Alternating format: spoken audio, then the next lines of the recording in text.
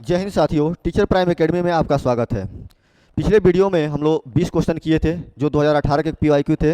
इसमें से अभी 10 क्वेश्चन बच गए थे, उसको हम लोग आज सॉल्व करेंगे। तो चलिए शुरू करते हैं।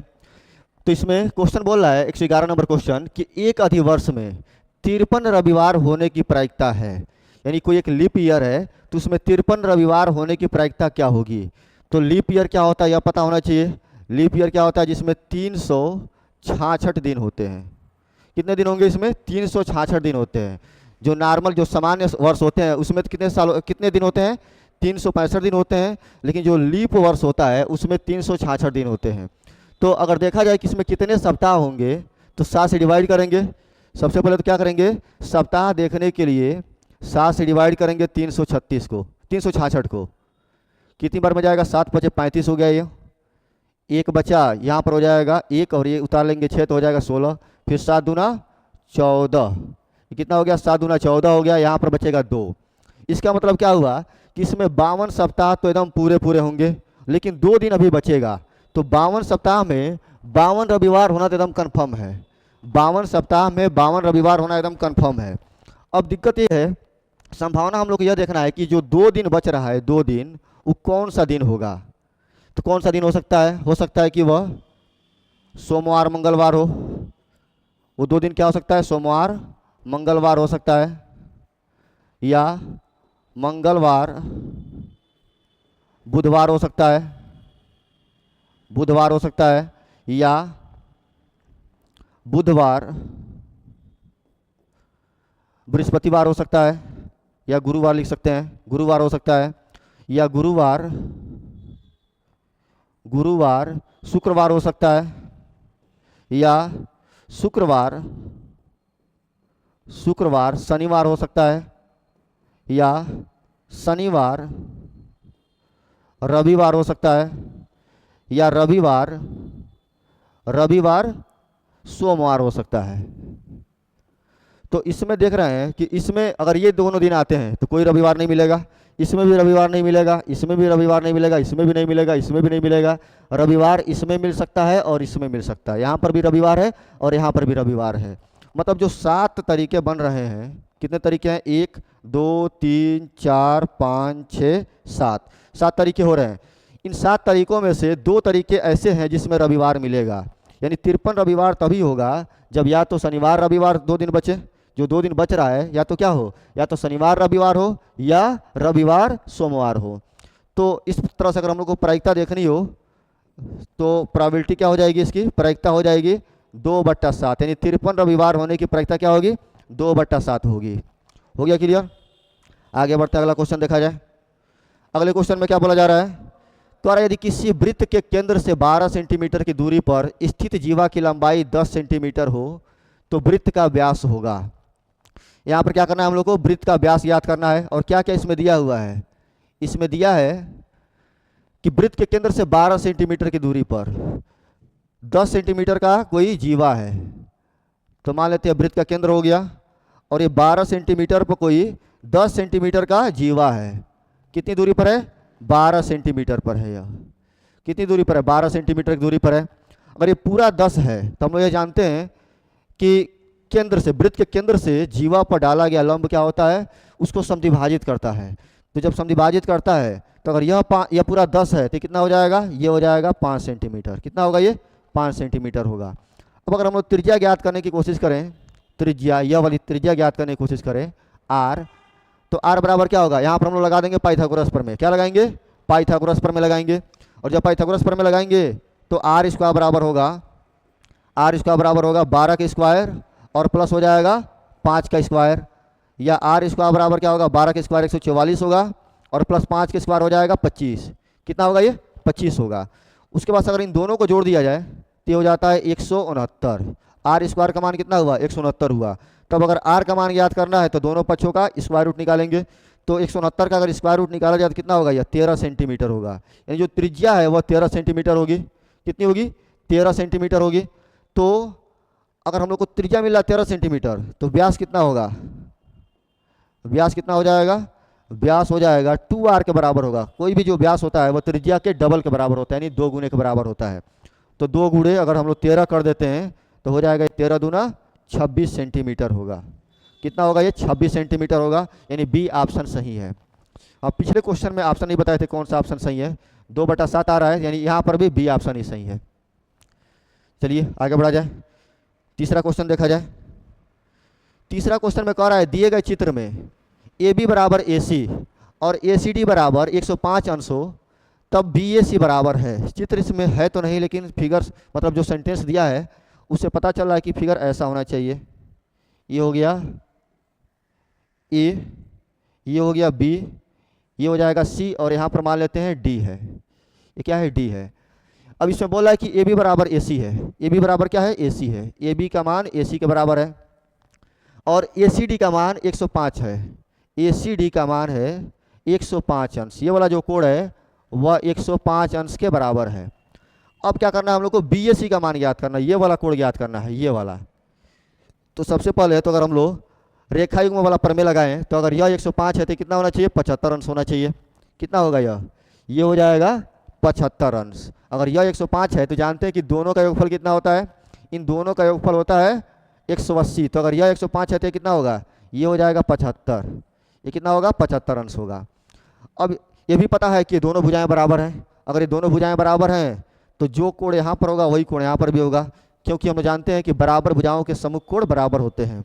तो इसी में हम लगा दे रहे हैं, ज़्यादा लिखने की कोशिश नहीं करेंगे। तो यहाँ पर हो गया 75 अंश। कितना हो गया? ये 75 अंश हो गया। इसको अगर हम लोग, हाँ क्या ज्ञात करना था हमको? बी ए सी ज्ञात करना था। बी ए सी यानी ये वाला कोण ज्ञात करना था हम लोग को। तो यह 75 हो गया, यह 75 हो गया, टोटल कितना हो जाएगा? 150 होगा।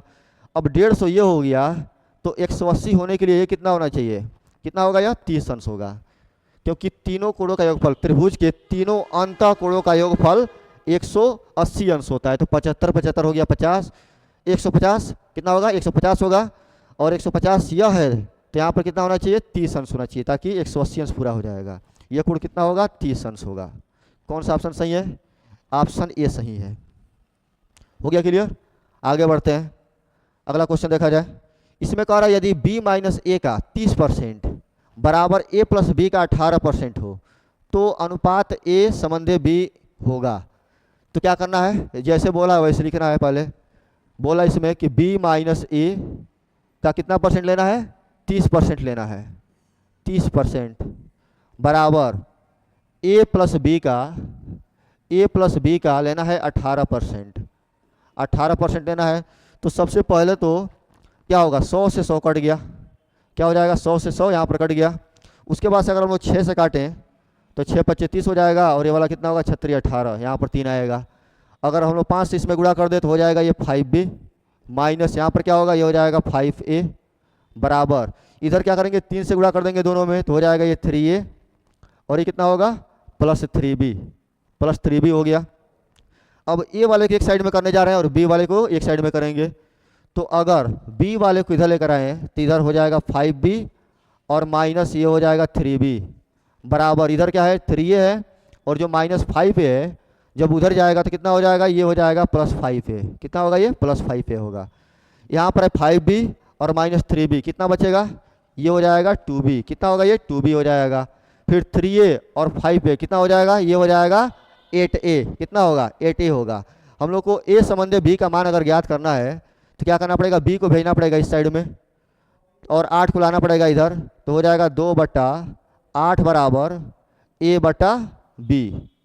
इतना हो गया, यानी a/b हो जाएगा, अगर काटा जाए 2 से तो 2 एकम 2, 2 चौक को 8, यानी 1 संबंधी 4 होगा। कौन सा ऑप्शन सही होगा? ऑप्शन ए सही होगा। हो गया क्लियर? आगे बढ़ा जाए, अगला क्वेश्चन देखते हैं। कह रहा है दो संख्याएं 3 संबंधी 4 के अनुपात में हैं, उनके मौसत तथा लौसत का गुणनफल इतना है, संख्याओं का योगफल होगा। सबसे पहले अगर रेशियो में दिया है तो इन संख्याओं को मान लेते हैं कि एक संख्या है 3x और दूसरी संख्या है 4x। जब भी रेशियो में दिया हो तो हम लोग संख्याओं को मानते समय क्या करते हैं? कोई एक चर लगा देते हैं, कोई वेरिएबल लगा देते हैं साथ में। तो 3x हो गया और 4x हो गया, दोनों संख्याएं। उनका मौसत दे दिया है, हाँ मतलब इसमें क्या बोला है? उनका मौसत और लौसत का गुणनफल है कितना? 2028 है। कितना है ये?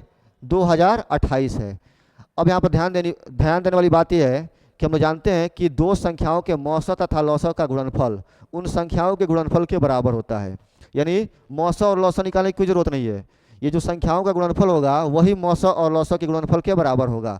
यानी अगर लिखें हम तो क्या लिखेंगे, HCF into LCM, LCM is equal to क्या हो जाएगा, इन दोनों संख्याओं के गुणनफल के बराबर ही होगा, यानी 3x इंटू 4x। लेकिन इसका मान दे दिया है कितना, 2028 है। कितना है यह, 2028 है। अगर इन दोनों का गुणा कर दिया जाए तो हो जाएगा ये 12x² बराबर 2028, या x² बराबर क्या होगा, 12 से अगर डिवाइड कर दिया जाए, 12 कम 12 कितना बच गया, यहाँ पर 8 बचा है, 82 हो गया, बढ़ के 72, कितना बचा, अभी 10 बचा है, 10 जब इसके आगे जाएगा तो हो जाएगा 108, 12 नवा हो जाएगा 108, यानी x² का मान हो गया 169। कितना हो जाएगा, 169 होगा।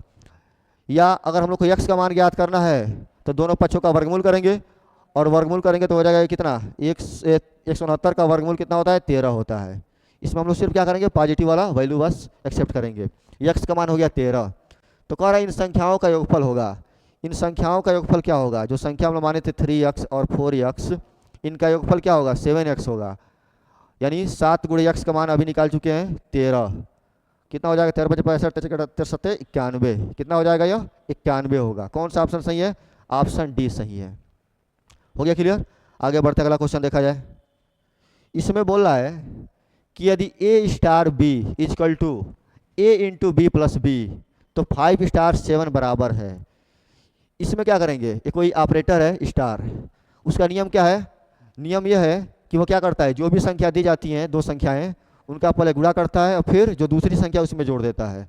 कहने का मतलब ये है कि अगर 5*7 निकालना है तो क्या हो जाएगा, 5 इंटू 7 और प्लस B का मान यहाँ पर क्या है, B का मान 7 है, तो 7 बचे हो जाएगा ये 35, और 35 और 7 कितना होगा, 35 7 कितना होगा, ये हो जाएगा 42। क्या होगा, 42 होगा। कौन सा ऑप्शन सही है, ऑप्शन सी सही है। आगे बढ़ते हैं, अगला क्वेश्चन देखा जाए। इसमें बोला है कि निम्नलिखित में से कौन सी रेखागणित शिक्षण की श्रेष्ठ विधि है। तो इसमें चूंकि हम लोग जूनियर लेवल के लिए पढ़ रहे हैं तो सबसे श्रेष्ठ विधि जो है, सूत्र विधि तो नहीं है, खेलकूद विधि भी, ये प्राइमरी लेवल के लिए सही है लेकिन जूनियर लेवल के लिए नहीं सही है। जूनियर लेवल के लिए अभ्यास विधि भी नहीं सही है। वैसे अभ्यास करनी अच्छी बात है, लेकिन सबसे इसमें श्रेष्ठ अगर हम लोग को देखना है तो कौन सा होगा, प्रदर्शन विधि होगा। प्रदर्शन विधि क्यों सही है, क्योंकि हम लोग रेखागणित पढ़ रहे हैं, और रेखागणित में अगर हम लोग प्रदर्शित नहीं करेंगे रेखाओं को, वृत्तों को, मतलब जो भी आकृतियां होती है, अगर उनको प्रदर्शित करके नहीं दिखाएंगे तो बच्चों को समझ में नहीं आएगा। प्रदर्शन विधि का मतलब, जैसे हम लोग एक चीज़ पढ़ते हैं कि अर्धवृत्त में बना कोण समकोण होता है, तो इसके लिए क्या करना चाहिए, यहाँ पर हम लोग देखते हैं वीडियो में कई लोग बना के दिखाते हैं।